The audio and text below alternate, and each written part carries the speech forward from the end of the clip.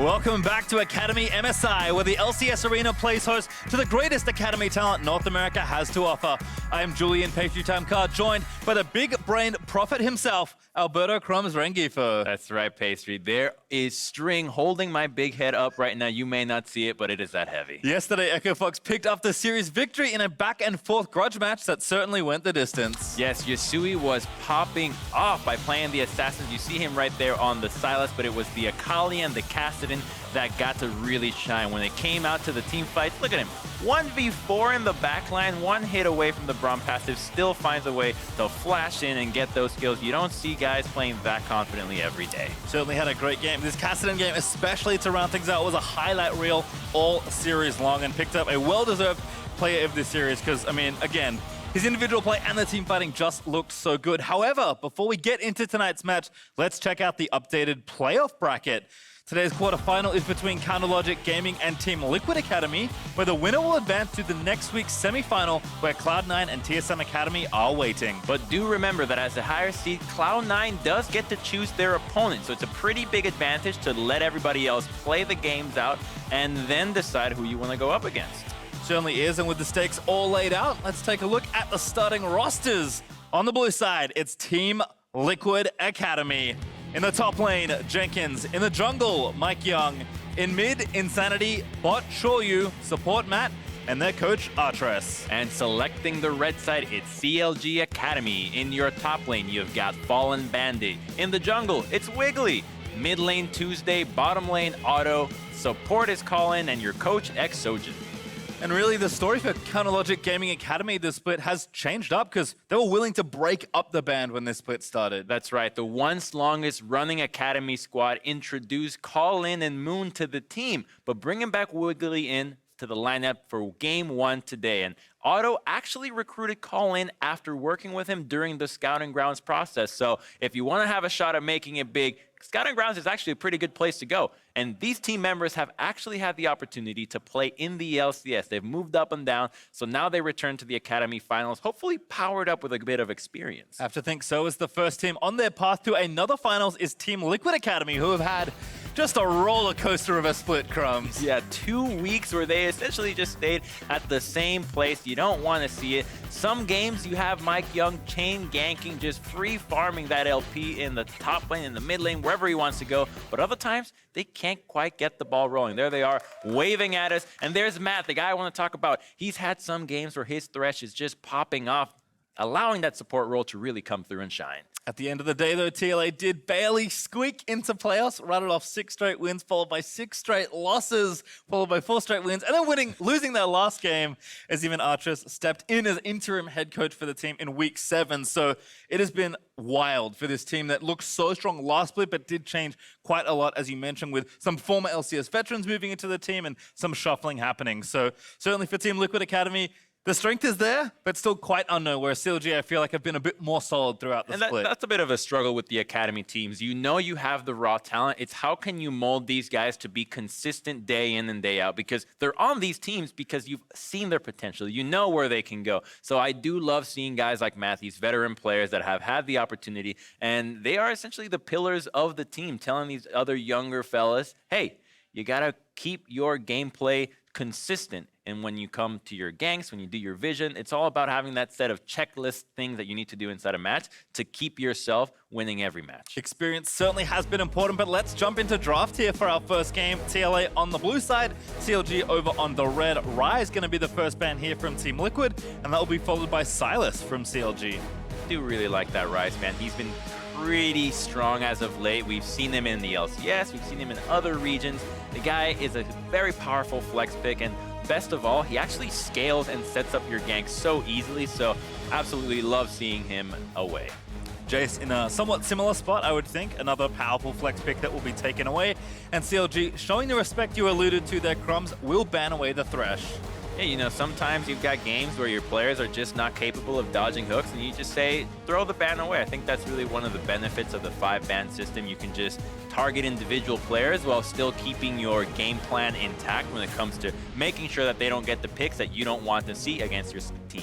Rek'Sai also banned, and Lissandra will also be taken off the board. So some pretty solid all-round champions here on either side. And we saw this a lot yesterday if it does get locked in, but Galio was such a common first pick for that support position yesterday, and TLA think the same way. And it's really good to put your support players on Galio, especially the ones that are very vocal and want to tell the team what they need to do. You're tanky, you can help your global team with your ultimate, and on top of that, you actually have the engage tool, so you get to choose when we are fighting, and if the team doesn't follow through, that's their fault. You did your job, so it's very nice to see that this is most likely going to be a map pick. Also seeing this common response here from Counterlogic Gaming Academy.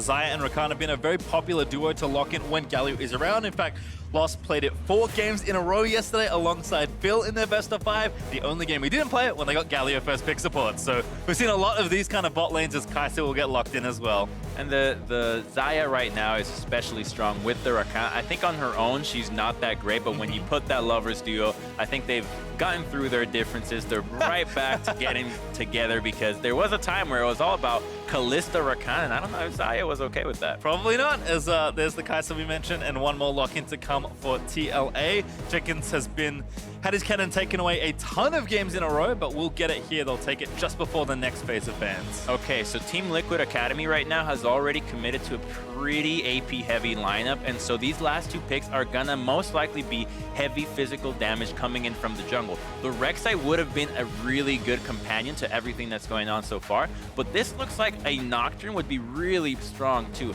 Against Zaya, you drop that ultimate, you've got the Galio that can back it up, offers that physical damage, but I wouldn't want to see something like a Jarvan coming through and then an AP middle. It does leave Counterlogic Gaming with the opportunity to outscale by just stacking MR. Have to agree, as LeBlanc will be the lock-in there for CLG Academy. We'll see where the rest of the bans do go through, but as you mentioned, AD has been popular. Instead, Akali, a champion we saw a ton of priority on yesterday in that quarterfinal, will get taken off the board here. And the Shroud Invisibility, I think, is the biggest asset to Akali. The ability to essentially hover around, and she kind of works like a pseudo tank. She's stopping people from doing something while not taking damage herself. In a way, it is the same thing like a tank while having the ability to one-shot people from a million miles away. So love to see it be banned. Personally, I don't like playing against Akali at all, so cool. Also the respect there from CLG. LeBlanc generally considered a blocker to Akali. The matchup's pretty good, but we saw it a lot in top lane yesterday as well, so certainly respecting Jenkins' ability to play it. There's also the Jarvan banned away, one of the potential AD threats that Team Liquid could have played from the jungle. And also interesting to see Nocturne banned here by Team Liquid Academy. That is one of Mike Young's most played junglers throughout the split, but decide they don't want to give it over to Wiggly either. Yeah, that is really surprising. The Nocturne, it can be a response to going with a split push composition. If you have a Galio already, you're going to be fine making sure that you have the split push advantage. And by getting rid of the Nocturne, you diminish the factor that the other jungler can just come in and ruin your party and make it a lot harder for you to go with that. But I'm very curious to see what they're going to be going with, because they're going to have to essentially blind their mid lane and maybe their jungle here, depending on what CLG goes through. Yeah, a complete flex pick, of course. I like Aatrox here. Fits really nicely positionally in this draft, and as you mentioned, can either go to jungle or top or mid, although I think LeBlanc at this stage is likely going there. Still a lot for CLG. It's going to ask of Team Liquid, as they do have to finish their composition now. Have to think of something like Lee Sin. Again, Mike Young's second most played jungler. I think actually first above Nocturne, but as far as champions he's been playing and been successful on, those have been the 2 for him, and that would fit the comp here. Again, needing an AD threat from the jungle at least. And Lee's fantastic against LeBlanc because she never has the opportunity to distort disrespectfully against him. You're in his face, you get kicked, you get Q'd, the Q follow-up through, you can chase her clone around, you can slow her down. So he's a really powerful pick here, and that's what I wanted to see, a physical damage jungler that can have carry potential. So I love that. And your last pick, it might as well just be any AP. It's not a big deal. Making sure that you have CC to line up your Lee Sin ganks is what's going to matter, though. Yep, looks like we're searching for a solo laner here. Team Liquid say, hey, nice flex 4th pick. Here's our flex 5th pick. As Vladimir, we did see mostly top lane in recent memory, but of course can go to either lane. That's going to be a lot of pressure on Mike Young, though, to pull this one off because you don't have the engage from the Vladimir lane, so it's going to be all about Kennen. The Gallia, not really, unless he's right up there in melee range. So Mike Young's insect kicks are going to have to be spot on today. I have to agree. His last pick is Yorick there from Counter Logic Gaming Academy. Certainly a champion that we've seen a lot throughout both LCS and globally in general, but Fallen Bandit has, I mean, it's been interesting. A lot of different top laners I feel viable right now in the game. Yorick's certainly a very powerful pick and can promote some sort of good split push strategy, but Jenkins, of course, on his signature cannon, which was kind of the place they likely expected it to go. Curious to see what they can get done here with this last pick, Yorick. But in general, I feel like teams, you know, it's game one, kind of trying to feel out what could be a very long series if yesterday is any indication.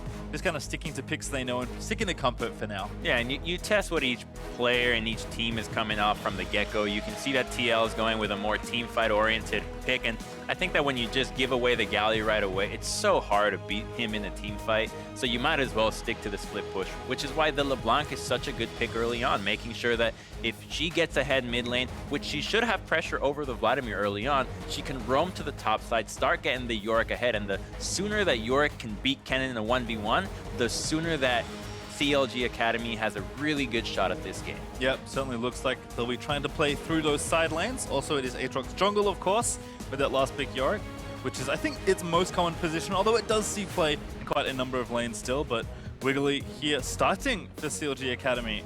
See what he can get done here with the pick. You know, the Aatrox jungle is such an interesting pick for me because so many players have attempted it, and so many players seem to be not as comfortable with it. It seems like it used to be so powerful in the top lane that junglers just never bother with it. It gets nerfed. Okay, it's now good enough for the jungle, but it gives me that old school Rengar vibes of NA Rengar jungles where you're just like, okay, the mechanics are probably not there. It might be going a little bit better in scrims than it goes in the actual matches because, you know, in a scrim, everybody wants to go scrap against the Aatrox, but over here they just say, let Aatrox try to find a way to fight, and that's usually where the trouble begins. Certainly curious to see what kind of action we get today, because there are an awful lot of kills in yesterday's series, and I feel like as far as the regular season matchups between these two teams went, there was a lot of bloodiness between the sides. So I'm expecting quite a bit of action, particularly in the mid lane. Both Insanity and Tuesday have had excellent splits so far. Tuesday, a player that, at least in my eyes, has risen a lot and has been playing really well this split after a somewhat lackluster year last year. But Insanity has been good pretty much since he joined Academy. So those two usually have a lot of fun in their 1v1s, as that ward is going to stay up there. And you know how you mentioned that there are so many kills? Something super interesting that I've picked up on just talking to players is that a few years ago, the region that everybody would watch would be Korea. You look up to Korea, but there's a lot of players that now look to China after they won Worlds last year. It seems like the recognition is there, and they're thinking, let's try to pick up these aggressive tendencies that might be overseas, and hey, whatever they can learn that improves their gameplay, I'm all for it. Certainly it's been fun to see just a lot of regional difference in general between all the leagues as places sort of establish their different identities. Also checking here on mid again as we do bop down to bot lane for a while. Certainly seen a lot of Kaiser Galio.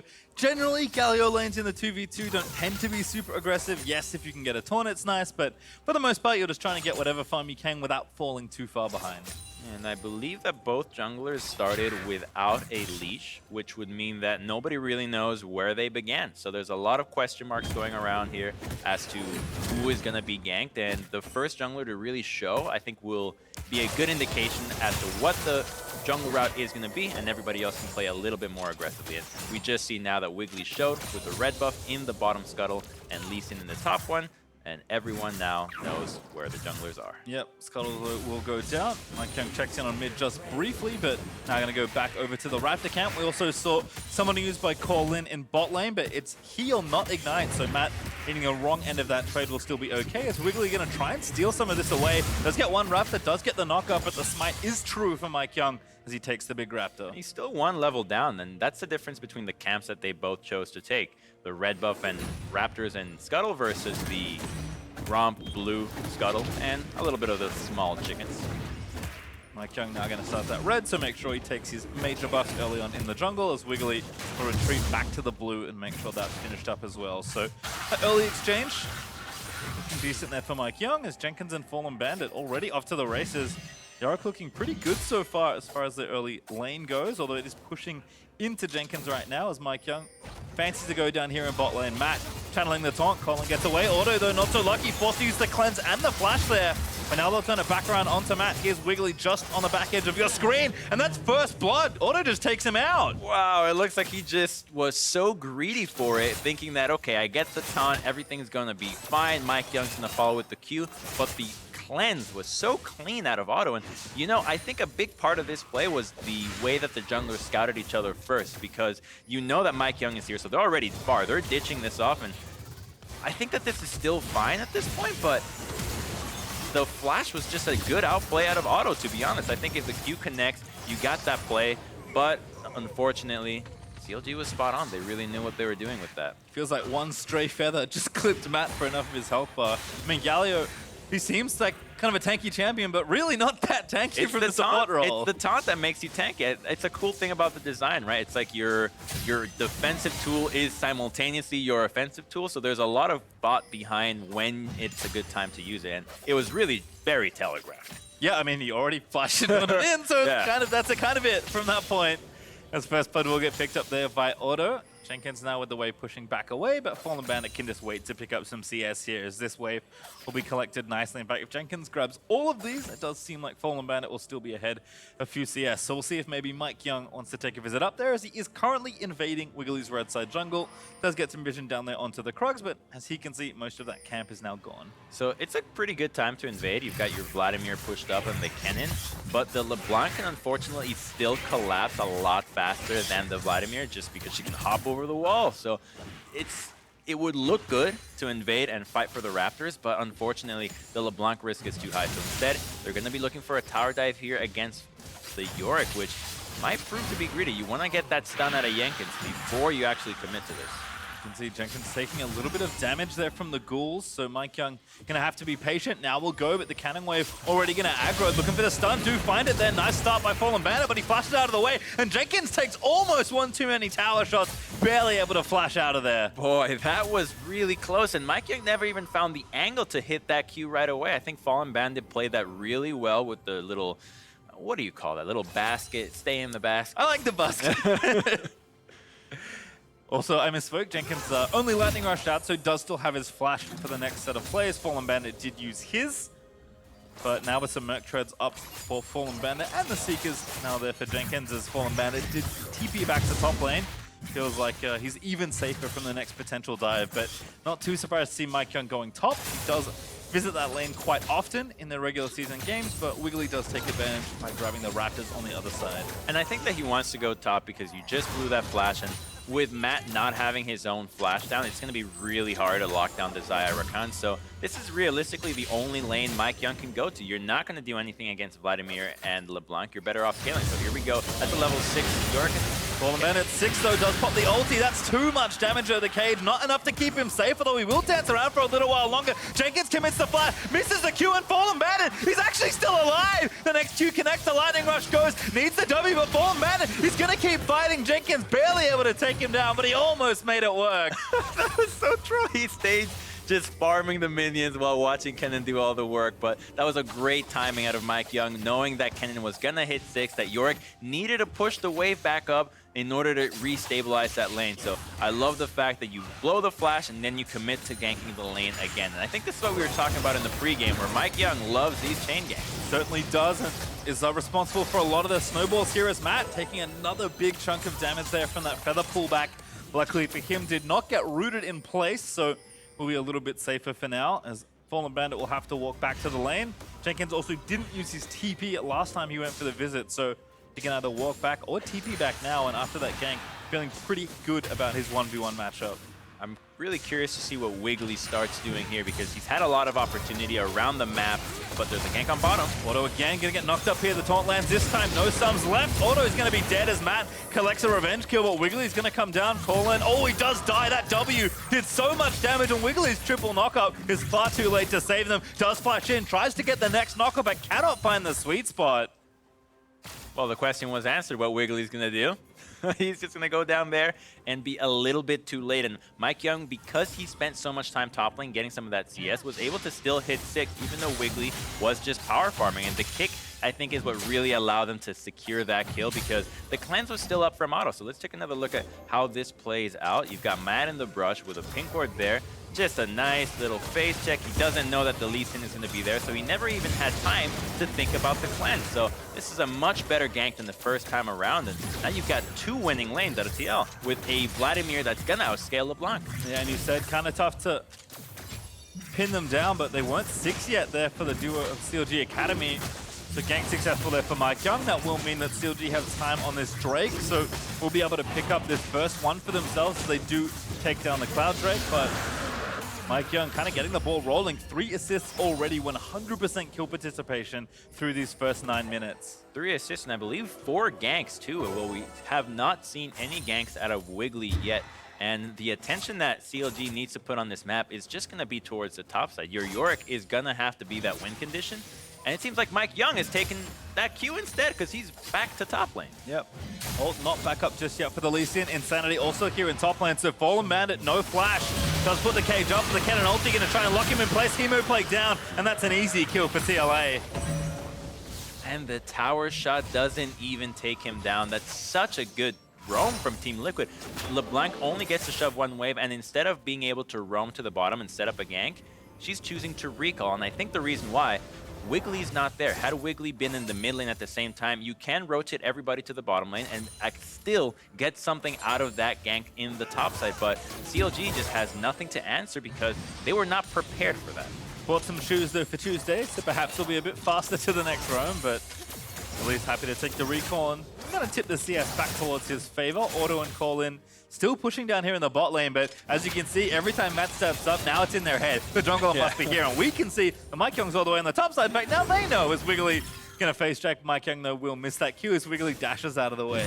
All right, so I want to highlight something here. We've got the boot purchases out of Tuesday in the mid lane. It's a pretty big help against the Vladimir. Obviously, he only has the ability to run straight at you and Q you, but most importantly, he's going to be able to roam around the map and start impacting the side lanes. That's what we need to see. It's a good power spike because nobody has MR right now, but the mobility that it lets you around the map, especially with the Cloud Drake, should be what Tuesday uses right now to get CLG back on track in this early game. You can see with that blue buff, happy to take trades here against Insanity. Ignite for both mid laners as well.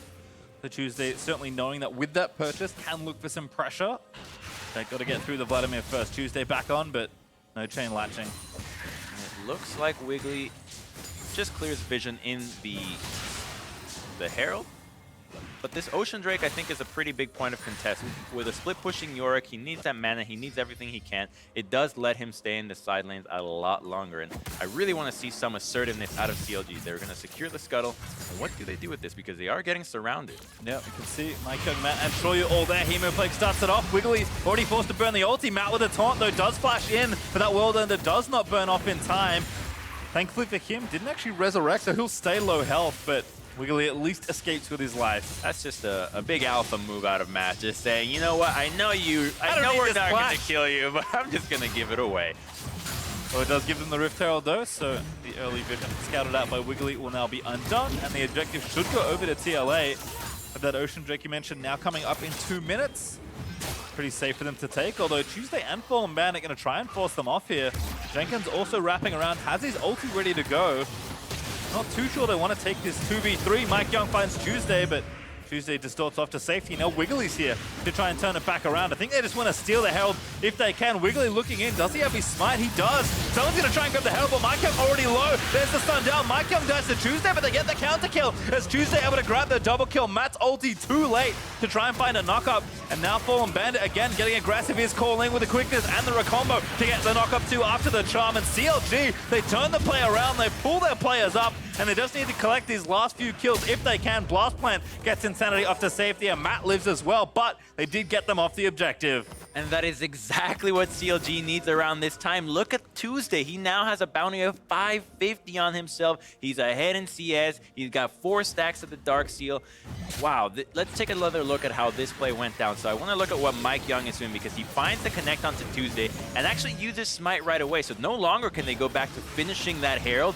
And Vladimir flashed as well. So by staying in here, they're just saying, please, please come kill us. We don't want this objective. So many summoners burn, and it's the boots on Tuesday that let him stay so far away that by the time that Matt comes in, the fight is too late. Colin just gets a nice flash ultimate, and this is just all that CLG wanted to see, because Fallen Bandit gets to go right back into this game. Yeah, both supports roamed all the way from bot lane when that play started off, so clearly knew that that objective was important. It's still up, by the way. Wiggly didn't smite it either because he died trying to kill Mike Young before the objective could be completed. So with Ocean Drake now in 10 seconds, we have some more big monsters to play around. It's so crazy. You still have so many hectic fights in these moments where, as a jungler, you're thinking, is the smite worth it to go for the extra damage or to go back to the objective? What do I balance? It's always a choice that has to be made on the spot. There's never a set, yes, it's always you don't use it, it's always you do use it. So we're gonna go right back into a fight bottom lane. It's only a 2v2 though, with a cleanse going up by Auto. Yeah, just a bit of a trade there, but nice work still. TL trying to find that pressure and surround the Ocean Drake. Mike Young also looking to steal away this blue buff. He's gonna get it, but Mike Young now gonna get knocked up. Matt here to cover, but Tuesday already in. There's the quickness coming out from Rakan. That's gonna be Matt dead very swiftly. And now Wiggly looking to chase in. Fallen Bandit also with the wraparound. Finds 2 in the basket. This scoops him up in there as Mike Young's forced to flash and kick himself to get out safely. Oh, that was so good, that little basket out of Fallen Bandit. They're still going, though. They don't have a lot more crowd control. The teleport's in. Oh, Tuesday with a snipe finds Mike Young. Wiggly no ulti, but Jenkins with a late TP means CLG do find the dive for an extra kill. Tuesday still looking to dive in there. Absolute mad lad right now. Honestly, a lot of the times, 5v3, you want to do it, but against a cannon that has an ultimate up, whew, there's an objective up right now. I think you back off, you take what you can get, and honestly, that started off by Matt being a little bit too greedy. Galio is essentially Alistar without his ultimate, so by getting that taunt right away, he's saying, yeah, he can follow through, but now you can kill me. They call his bluff, and he goes down like butter. Grab the second Drake as well. So the sage words from Prophet Crumbs are heeded by CLG Academy this time, and they do turn off the dive for the objective. Look at how strong Tuesday is. How soon is he gonna get a mage item? What does it take? He's already got 7 stacks on the Dark Seal, so level 11, Ignite's buff cooldown. Yeah, I mean, maybe. I think right now he's gonna complete Luden, so does at least start with that, but you can see the gold difference there, up about 1,000 gold on his lane opponent, and that bounty count is only getting higher.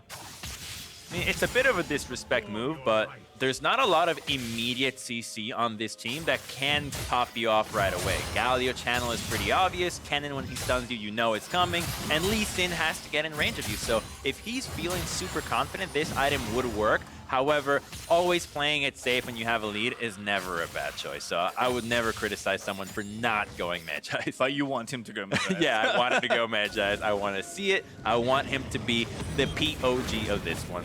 Well, you can see Mike Young, I think, got the blue buff by the looks of things, so that's going to be denied away, I guess, from Vladimir. It doesn't matter too much, but good work there for TLA to secure their own buffs. Tuesday, though, as you mentioned, certainly very strong. Looking to clear the waves out and get something started. Call in again with the quickness. Barely tags Matt with that charm, but Auto is laying in a few feathers because it did seem like TL won the first part of that trade. Yeah, and the Infinity Edge out of Shore, you know, you hit a few of those lucky ones in the lane, in the trade, and then you end up winning that matchup. So I can see how this lane has evolved into just being who can get that crit, but Matt once again is caught out. Block from Wiggly there. Matt forced to flash away after that Justice Punch connected onto Aatrox. Heal there for the move speed by Cole Lin. Wiggly chasing in, grabs the knockup. That's Tuesday with yet another kill. Those are the stacks he could have had, Crumb. He could have definitely had those, and now he's at 9 Dark Seal stacks. Matt's got to put some respect to this bottom lane and mid lane out of CLG because they are capable of roaming, coming down, getting those kills, and you don't want to be giving gold away to the LeBlanc, who already has a 750 bounty. Wow, that's a lot of gold. Top lane though, ulti there from Jenkins. Mike Young with a combo through. Fallen Bandit burns the stopwatch, but just buying time again. Back in the basket, but Mike Young finds the Q. Does land it after the chilling smite, but now Insanity getting all into the mid lane. Wiggly wrapping around. Insanity with a flash. There's the ulti out of Galio to maybe protect a Wiggly low. Force to pot Worldender will now resurrect. Tuesday still behind him, needs to threaten. Shoyu though finds the auto, gets a crit and takes him down. Oh, the Infinity Edge crit. He's going to be mad after that one. But I got to tell you, Pacey, where have these games been all my life? We've got 13 kills in 18 minutes. It's not quite a kill a minute, but the action is everywhere here. We're certainly in the right playoff scrums as the games have been pretty fast and or furious since the playoffs began yesterday. Rift Herald once again has been started up, though pretty low there from TL, but teams are willing to fight for it. Does go over. Mike Young will collect the eye, but almost gets himself killed. Good safeguard away to a teammate to get out from under the quickness. And TL will walk away with the objective. I think CLG felt a little less confident with that one. They 3v4, so you give away the objective. It's not the end of the world. You're not going to be losing those valuable gold plates at this stage of the game. But it does help crack down that mid lane turret, which is typically where you want to be using it, either in mid or you want to go for that 2-tower push in one of the side lanes. Matt being caught out once again, but I don't think they have the damage or the willingness to go dive. Auto, though, already took that turret with the help of his support, so dealing big damage there to the top outer turret. CLG looking to try and open up the map even more and extend their lead on structures. Sure, you will come back, but right now, it certainly feels like the lane is firmly in the hands of Xayah and Rakan. And take a look at the bottom lane here. This is not a lane we're focusing a whole lot on yet, but Yorick has just finished his Trinity Force, which is a really big power spike for him. He's used his Zanya. I think we didn't get to see that maybe off screen. However, that's what allows him to push this Kennen in non-stop. And so what they're going to be looking for is when can Kennen TP away from the lane and Yorick just pow down those turrets. And we don't know when that's going to happen because there's not an objective that's coming up anytime soon. But hopefully, as soon as the teleport comes up out of Jenkins. Yeah, it looks like right now CLG Academy pretty focused on this top outer turret, but Wiggly will roam up. Not really willing to overcommit right now, especially with the Rift Herald still being up, although never mind, Mike Young took it, so see where he chooses to use it once he gets there. Insanity also continuing to be harassed by this LeBlanc. All right, so 15 seconds until that next Ocean Drake is going, but nobody's positioning themselves around that area. A lot of teams just choose to ignore it, just leave it. You already have this top lane turret, and while none of these squads can realistically pow down the Baron in like 10 seconds, it's still a threat that you just don't want to have to take. If the vision gets cleared out and somebody's already in that position, you always have to give the team respect to make the choice, and respect leads to face checks. I mean, right now, TLA just have a few too many problems to worry about. Auto was pushing the top lane, CLG got the turret there. Mid-outer turret's also pretty low, and with Fallen Bandit pushing that bottom lane, it feels like CLG have best first access to this Ocean Drake, so Mike Young will actually channel the Rift Herald in mid. I think more than anything, they're just trying to buy time so they can grab a Drake for themselves. The charge does complete. It's not enough to take down the turret, but it does do a significant chunk of damage. Absolutely. It's a big distraction, but is it going to be worth it, though? Can Xayah take down that top lane tier 2? Because otherwise, I'm not going to call worth. That's just a Cloud Drake when CLG already has one. So if they can get a tier 2, which it looks like they can, they're going to be more than happy with that. Fallen Bandit, he's trapped him in the basket. There's the Galio coming back in. Fallen Bandit almost grabbed a solo kill, but that's a good kick from Mike Young on a Tuesday, but still gets the kill onto Insanity. Uses the Ignite there to make sure that one happens. And CLG, first to the play, Auto takes down the tier 2 in top lane. Wiggly probably going to cancel this back as Shoryu is forced to call that one off. And with mid-outer turret low, CLG just pushing through every lane right now. That bought so much time and experience. Look at Otto. He's now up 35 CS over the Kai'Sa. Even though Kai'Sa's 2-0-1, the bounty has been built up on him, and that's exactly what they needed. They were struggling a little bit in the bottom lane, and now they're capable of stabilizing because TL chose to trade that dragon. So let's take another look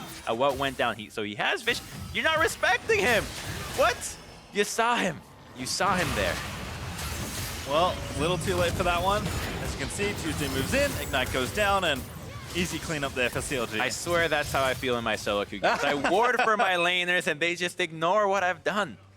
Just don't buy wards. I've actually tried that strategy out, and I think my win rate has dropped, but I'm much happier. So. Always the balance between the win rate and personal happiness. Yes, we all know those feelings. The CLG Academy up 4 towers and 4,000 gold. Makes sense to me.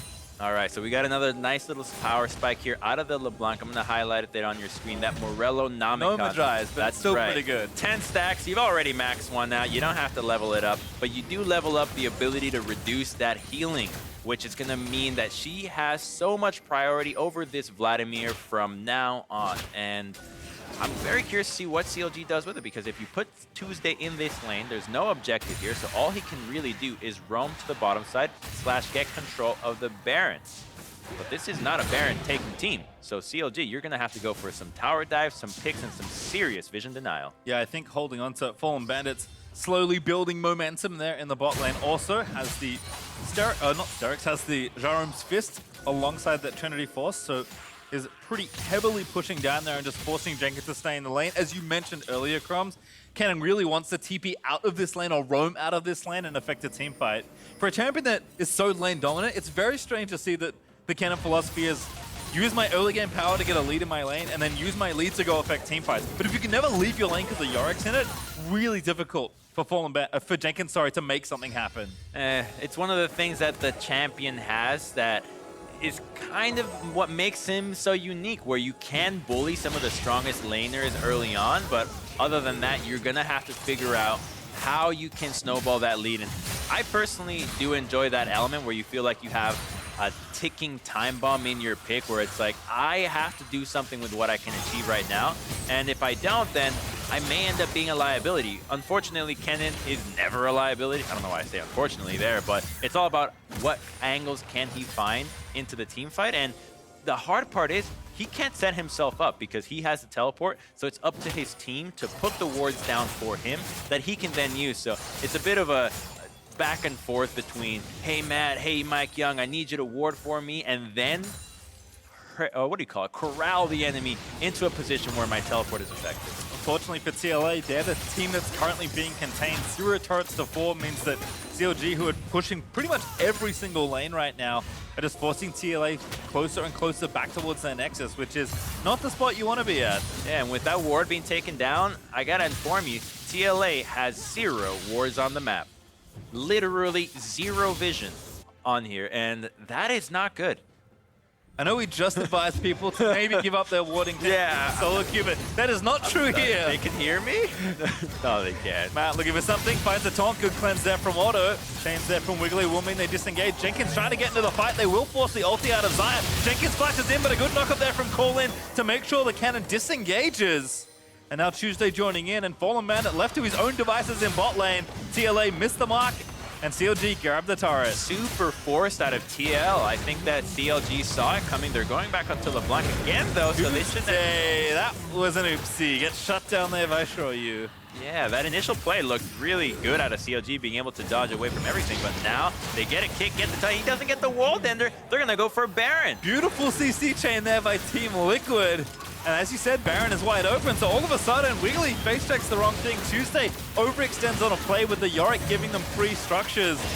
And the game is turned back around. I mean, 3,000-4,000 gold up for CLG is going to feel like almost nothing as this Baron disintegrates. This is more back and forth than ping pong at this point. What looked like to be the CLG winning play where the Kennen overcommit, they flash, they burn everything. It gives you such a big window to go for the Baron. Turns out to be just another big ruse. So let's see what Tuesday's doing. He's trying to go for Shoyu, but he doesn't see that Matt was away. And while he goes back, he gets surprised again. So it's really good awareness out of TL, just baiting out there. But Wiggly, this is not the place to be there. Mike Young gets a nice kick onto him, so smooth, and it's very hard to pop the world ender in that moment. Yeah, instant killed in a CC chain there for the Aatrox, so no chance really for Wiggly to escape. TLA capitalized on some of the foolishness there for CLG Academy. They're the ones that are gifted Baron for the first time in this series. So CLG now, they're obviously in the back foot. They don't have the Baron. They're going to need to be stalling this out as much as possible. And you have to look at what you have and say,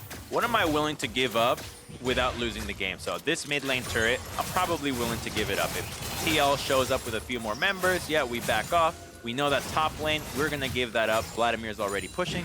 And unfortunately, they're not in a position to trade. You've already taken nearly every tier 2, and you're not going to pop a tier 2 mid lane with the Baron. So it's all about mitigating the disadvantage. Yeah, now they know that Mike Young is here because Jenkins is starting off the fight. Pretty much does it by himself. Fallen Bandit cannot live. And Jenkins able to finish off another kill. Hey, wait a minute. I thought that Yorick was supposed to win that 1v1. What happened down there? I think he must not have used his ghouls early on. Without those, he's a little weak. But they're going on to Vladimir. He's by himself. Grab the knock-up. There's the charm.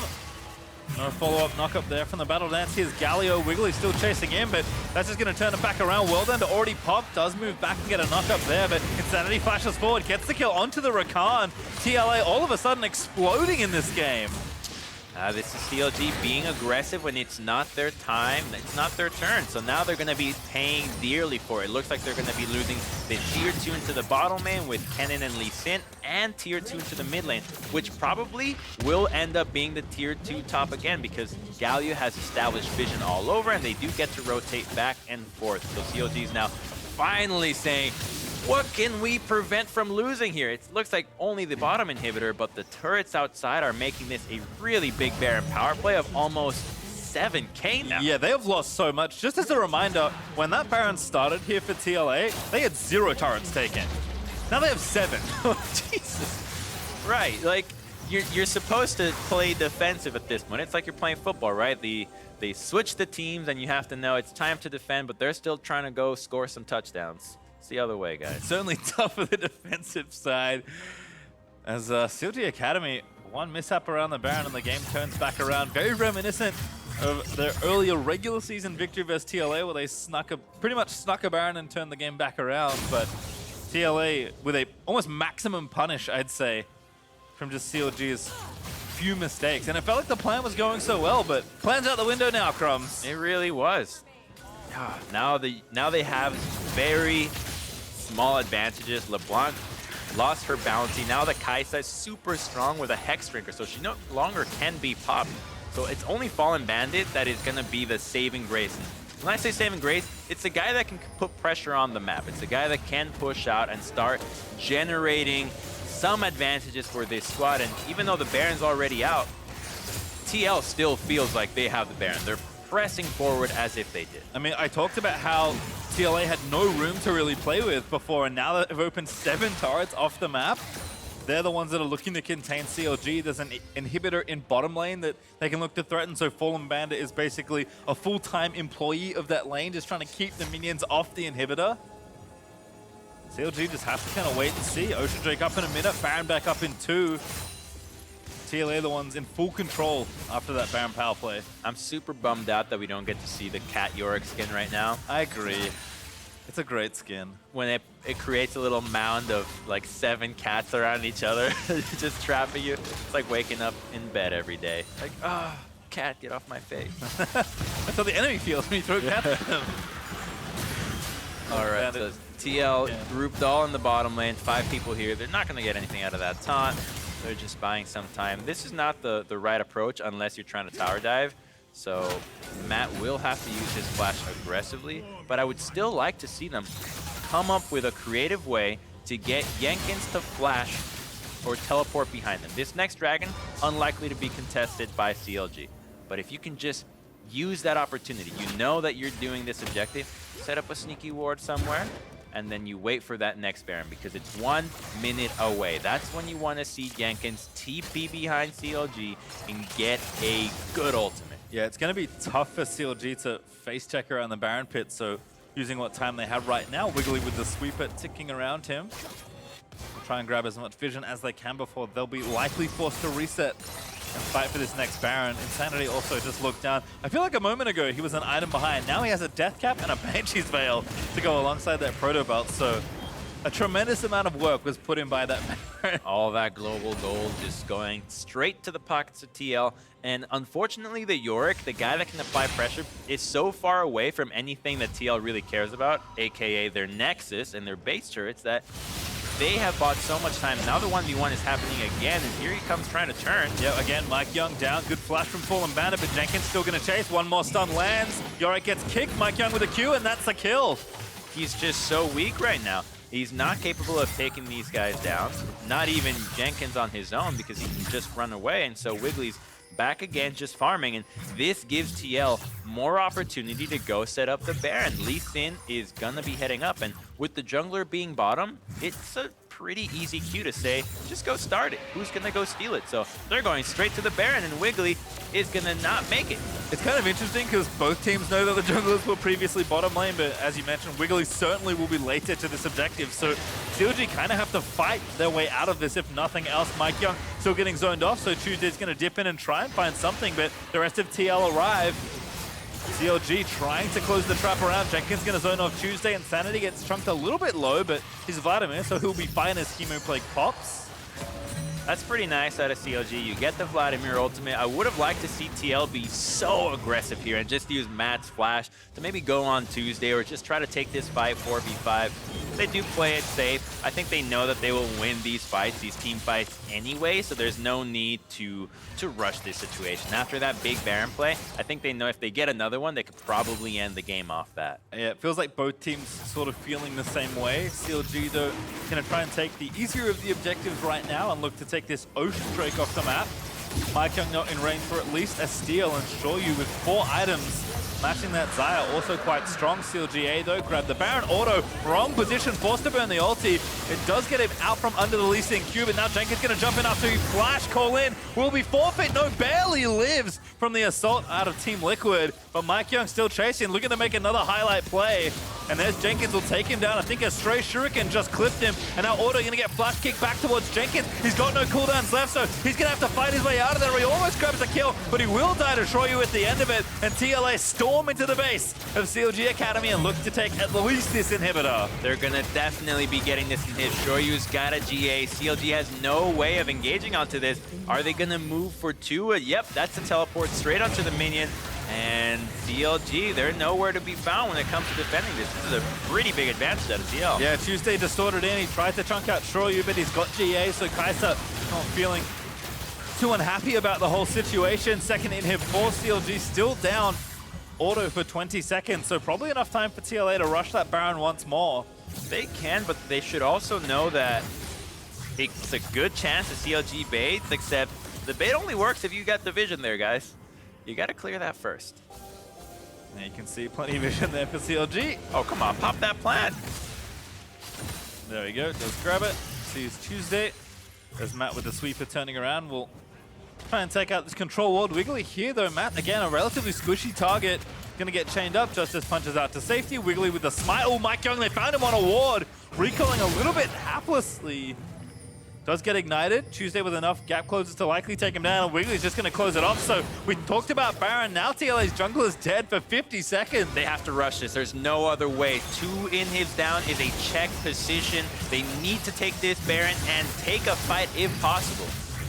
TL gonna have to fight their way out of this with no jungler. Great use of the Yorick Cage to block off that choke point. That's gonna be Baron going down. Smite is true. Oh, actually, no, it's Xayah that grabs it. Now Jenkins ravages the back of the pit with a Tempest ticking away. Auto, he's gonna be felled by Shoryu, who grabs himself the double kill. And Tuesday, he's trying to buy time, but now he's the one getting chased down by the rest of the team.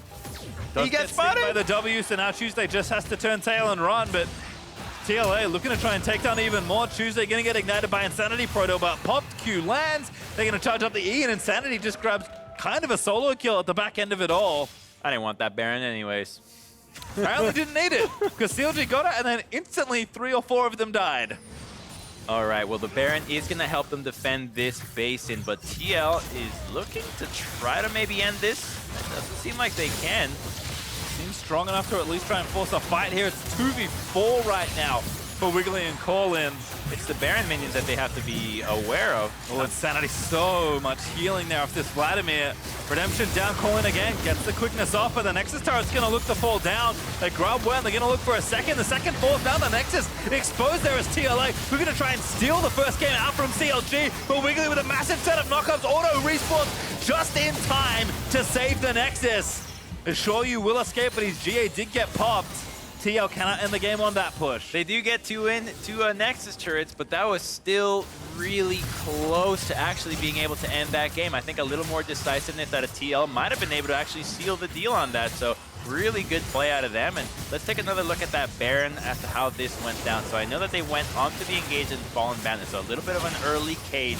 And now TL decides, who do we go in on? Well, let's first pull the Yorick and then go for the rest of the team. And that's the power of that Kennen ultimate. Finding the value in that team fight.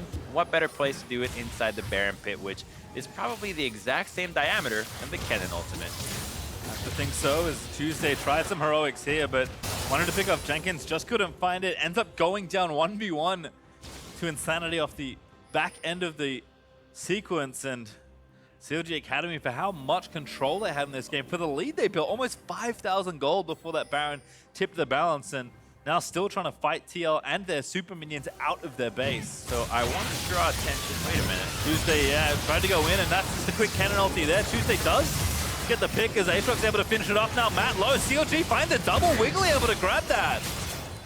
They don't have the Baron, but with a 2-man advantage, this should definitely be a clear push out of CLG. Let's see what they can do with this. There's not a lot of wave clear that is very safe out of TL, so CLG can engage as aggressively as possible and maybe even end the game here if they can. Are they going to go for it? Let's see where they're positioning. Yep. Oh boy. Pushing against Supers, but they have 30 seconds left on Baron. I think it's probably their best shot to try and go for it. Wiggly going to dive in onto Insanity. Colin tries to find the big quickness, but he can't quite land all the charms. A big Timo flag there from Insanity disengages the fight. The Nexus now exposed and Fallen Bandit. He's just trying to do what he can. He's going to slap it down, but Shoyu grabs a triple kill. Insanity finishes off the last one, and that's a quadra and an ace for Team Liquid Academy. And that's definitely game. Now they get to go all the way down to the other side of the map and take down the exposed Nexus. What a gutsy call out of CLG, but I gotta respect it. You know you're in the back, but you know that you can't team fight. You might as well go for it. I think a little bit better execution and you get the W. I have to agree, but looks like TL will just take a short stroll down the middle of the map, all the way to the Nexus. Oh, have to kill an inhibitor first. That will buy time for at least Rakan to respawn, but I don't think he's enough to save the Nexus. Oh, never mind. Not enough. They have one left over, and that's sure you're just going to shoot down the Nexus as TLA win a thrilling game one. That was actually spot. I think that was quite thrilling, as you said. To end in a double backdoor-ish. I don't know what you want to call that. Double base race-ish, double gutsy call to end. Whatever it was very entertaining. I think that both teams recognized what they had to do to get the win, and their different win conditions, obviously. One only really had the split push, but when you get that Baron, when you get those picks, that's your go button. So you can look back happily in the VOD and say, if we did it a little bit better, we had it. I'm looking back right now, and I think I see all 3 red inhibs still respawn, so the timing must have been pretty tight on killing that Nexus, but I still think TL had more than enough time to walk back, shoot one inhib, and then finish off the game. So I agree with you. I think CLG did the right thing in trying to end the game when they did, but it is TL that walks down mid lane to finish it off, as we'll have a look at the end of this one. Great defense here from Team Liquid. So let's see exactly where it went wrong. And I think the big issue here is that they're so committed onto the fight as opposed to getting down the base. Specifically, Otto takes a lot of damage that just should not have happened yet. Because you see that the Nexus is essentially, you got it to half without the AD carry doing a whole lot there. So maybe working on who zones what, who is going to be doing the damage to the turret, and who is going to be focusing on taking down the opponent's actual health bars, and I think that goes a lot better. Yeah, it feels like Otto needed to be the one alive to finish off the Nexus, but died pretty quickly as the team fight did start. We have to kind of roll it back out and think about the early game, because Mike Young, we said that he was going to make things happen. He's kind of make or break for this team in a lot of ways, and his early game did look really good. His early game was specifically focused in the top lane here. This was the first gank onto Fallen Bandit when he had no flash, and super easy to do. The Kennen is level 6, you're coming through the brush, you're taking down all the ghouls, and while Kennen gets to take the fight 1v1, he's out there getting all that experience, but actually led him to hit level 6, which came in huge for this gank into the bottom lane, because they did not expect him to be so strong this early on, especially because Otto had cleanse, but he chose not to use it. Yeah, you can see no ults for either Xayah or Rakan. Wiggly too late, and Mike Young back up to his old tricks again. And this is just identifying the CLG win condition and saying, no, you're not going to have it. We don't want your Yorick to be split pushing. We're going to shut him down and give us as much time as possible to team fight, to get the fights that we want. And that's just the assertive play that you want to see. And I think that's where we see the experience that this guy has had on the LCS stage transferred over to Academy. To CLG's credit, though, Yorick did actually have control of that game for quite a while, so we'll take a look at a replay in just a moment. CLG really did have this all under control at this stage. So this is Matt being a little bit ballsy there. He just burned his taunt. Rakan gets to catch up with him, so getting one nice kill is pretty good. And the Yorick teleports. He's going to have a great cage here that traps 2 people. Luckily, Mike Young has his flash and he's able to get out with a nice little kick, but CLG is going to still be looking to go for a tower dive here. The cannon is going to be teleporting, just saying, all right, I'm going to let my team survive this, and I'll give up my lane to save the entire game, possibly. Good choice by him. And from that point, CLG really felt in control for almost all of this game. I mean, we had the Yorick pushing, they had 4 turrets to 0, looked they were so good. completely containing TLA. It's like, okay, just play to your Yorick, play the game out in like a standard fashion, and you should have this game most of the time. Until the Baron in the mid lane. I mean, this Baron power play, almost 7,000 gold. These were the mistakes that cost CLG this game, it felt like. Yeah, so Tuesday was the most fed member here, and this is, keep in mind, after a TL kind of botched to engage, and then Wiggly, he goes right back, paying his respects, F in the chat for him.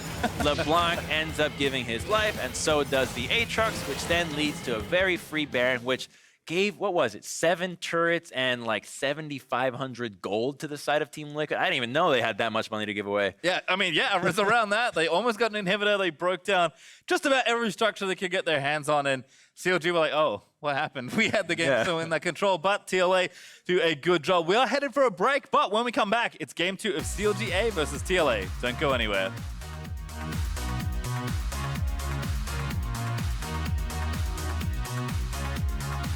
And now they'll turn it back around onto Matt. Here's Wiggly just on the back edge of your screen. Gonna get knocked up here, the taunt lands. This time, no sums left. Auto is gonna be dead as Matt collects a revenge kill, but Wiggly's gonna come down. Colin, oh, he does die, that W. Someone's gonna try and grab the help, but Mike Young already low. There's the stun down. Mike Young dies to Tuesday, but they get the counter kill. CLG saw it coming. They're going back onto LeBlanc again, though, so they shouldn't. Hey, that was an oopsie. And now Auto gonna get flash kicked back towards Jenkins. He's got no cooldowns left, so he's gonna have to fight his way out of there. He almost grabs a kill. The Nexus now exposed and Fallen battered. He's just trying to do what he can. He's gonna slap it down, but Shoyu grabs a triple kill.